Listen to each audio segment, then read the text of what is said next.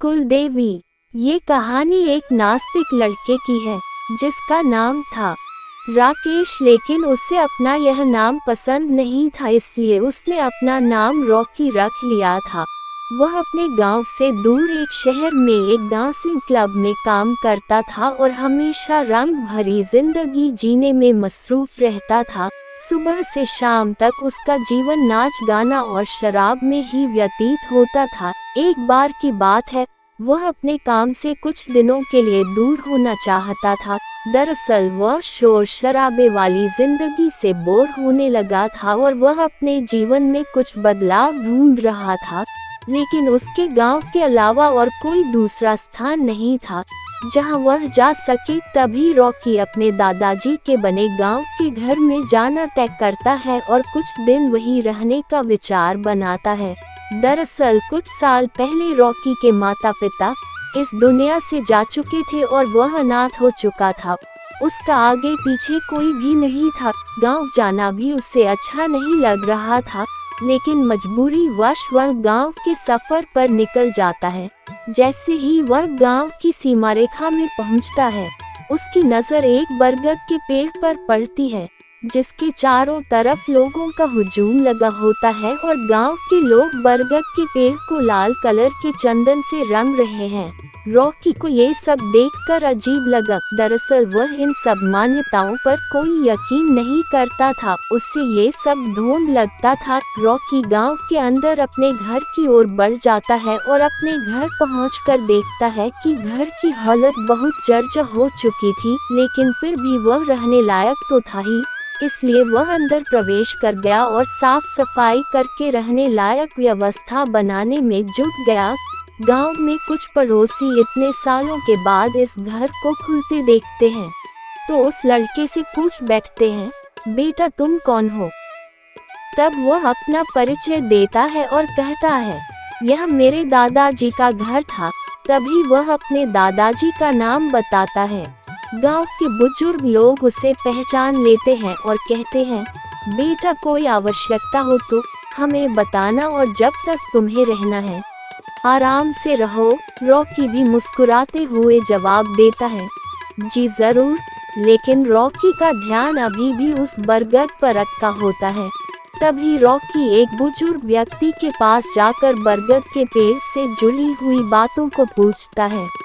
तो बुजुर्ग व्यक्ति बताते हैं कि वहाँ हमारी कुलदेवी है जिसकी पूजा हम हर महीने करते हैं और उन्हीं की वजह से इस गांव में खुशहाली बनी रहती है।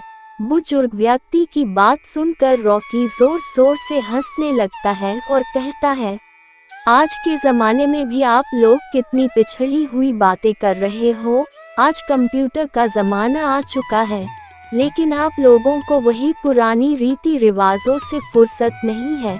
रॉकी की ऐसी अपमानजनक बातें सुनकर बुजुर्ग को गुस्सा आ जाता है और वह रॉकी को बुरा भला कहता है। रॉकी भी बुजुर्ग की बात से नाराज होकर वहां से चला जाता है और कसम खाता है, जब तक इस गांव की इन सब रीति रिवाजों की पोल न खोल दूं, तब तक यहाँ से नहीं जाऊंगा। अगले ही दिन शाम के वक्त गांव वाले अपनी अपनी फसलों की पूजा करने के लिए खेतों में जा रहे होते हैं और रॉकी भी उनके पीछे पीछे खेत तक पहुंच जाता है और छुपकर देखता रहता है। काफी देर तक इंतजार करने के बाद गांव के लोग पूजा करके वापस चले जाते हैं, लेकिन रॉकी के दिमाग में विरोध का ज्वालामुखी फूट पड़ा था और वह अपनी बात को सच साबित करने के लिए कुछ भी करने को तैयार था। तभी वह खेतों के किनारे दिए जलते देखता है और उसके दिमाग में आता है, क्यों न खेतों में आग लगा दिया जाए, फिर कौन उनकी फसलों की रक्षा करेगा। अब देखता हूँ कौन सी कुलदेवी आती है बचाने। वह गांव वालों के खेतों में आग लगा देता है और देखते ही देखते आग बढ़ने लगती है और रॉकी गांव की तरफ तेजी से भागने लगता है ताकि उसे कोई देख ना सके। लेकिन जैसे ही वह अपने घर के पास पहुंचता है, वह देखता है उसका घर आग की लपटों से झुलस रहा है और गांव के लोग पानी से आग बुझाने में लगे हुए हैं। उसे कुछ समझ नहीं आता कि यह कैसे हुआ। तभी वह जाकर के वहां के लोगों से हड़बड़ाते हुए पूछता है, यह आग कैसे लगी? तभी गांव के लोग बताते हैं, बेटा हम यहाँ बैठे थे, अचानक तुम्हारे घर के अंदर से धुआं निकलने लगा। हमें लगा तुम अंदर खाना बना रहे हो, लेकिन कुछ देर में तुम्हारे पूरे घर में आग फैल चुकी थी और हम सभी लोग इसे बुझाने का प्रयास कर रहे हैं। लेकिन रॉकी को अपनी गलती का एहसास हो रहा था। उसे लगा कि अब गांव वालों को मैं क्या कहूँगा।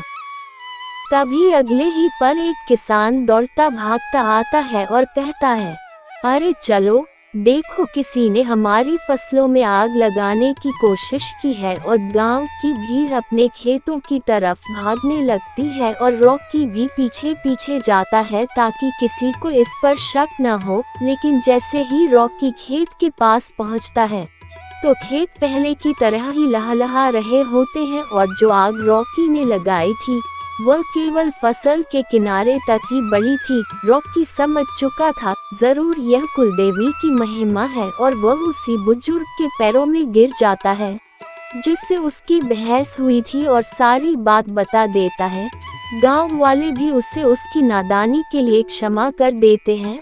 अगले ही दिन रॉकी कुलदेवी के उसी बरगद के वृक्ष के नीचे जाकर गांव की परंपरा के अनुसार पूजा करता है और हाथ जोड़कर कुलदेवी से अपने अच्छे भविष्य की कामना करता है, और इसी के साथ वह गांव को छोड़कर चला जाता है।